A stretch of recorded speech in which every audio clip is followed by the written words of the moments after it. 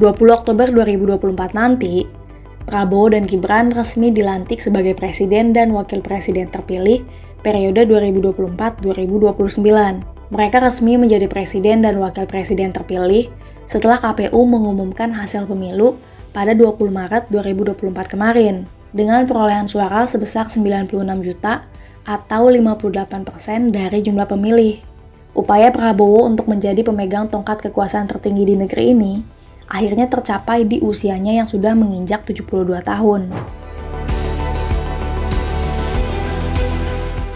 Seperti kita ketahui, pada kontestasi pemilu presiden sebelumnya, tepatnya pada tahun 2014 dan 2019, image tegas dan meledak-ledak Prabowo sangat melekat pada dirinya.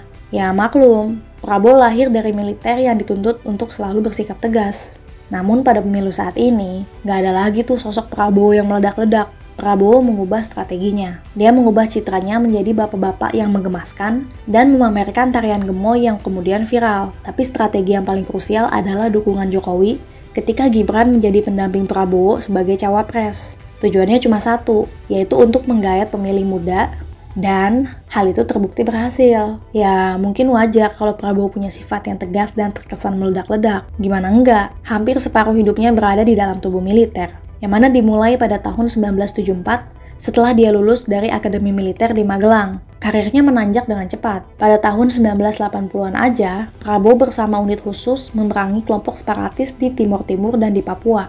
Prabowo kemudian berada di dalam lingkaran kekuasaan. Pada tahun 1983, Prabowo menikahi salah satu putri Presiden Soeharto, yaitu Siti Hediati atau Titik Soeharto. Pernikahan mereka hanya bertahan selama 15 tahun, seiring dengan berakhirnya rezim Orde Baru pada tahun 1998. Prabowo punya rekam jejak HAM masa lalu yang cukup mencengangkan di mata aktivis. Dia dituduh terlibat dalam penculikan menjelang berakhirnya rezim Orde Baru. Atas tuduhan tersebut, Prabowo akhirnya dicopot dari militer, tapi dia nggak pernah mendapat tuntutan hukum.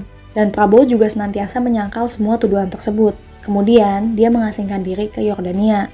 Kalau dilansir dari berbagai sumber, kepergian Prabowo ke Yordania itu untuk menghindari fitnah yang menyasar pada dirinya. Prabowo bahkan sempat dicekal masuk ke wilayah Amerika Serikat dan Australia karena masuk daftar hitam akibat rekam jejak HAM-nya. Tapi pencekalan tersebut dihapus setelah Prabowo masuk ke dalam daftar pemerintahan Jokowi sebagai Menteri Pertahanan. Sanksi-sanksi berat lenyap sudah. Dia pun bebas berpergian. Beberapa tahun kemudian, dia mulai membangun bisnis sebelum terjun ke politik, mulai dari sektor migas, tambangan, hingga perkebunan. Bahkan hingga saat ini, Prabowo tercatat sebagai CEO dari 27 perusahaan terkemuka, baik di Indonesia maupun di luar negeri. Jelang Pilpres 2004, Prabowo memulai karir politiknya dan perlahan membangun koalisi. Hingga pada tahun 2008, Prabowo membangun Partai Gerindra yang kemudian mengantarkannya ke istana.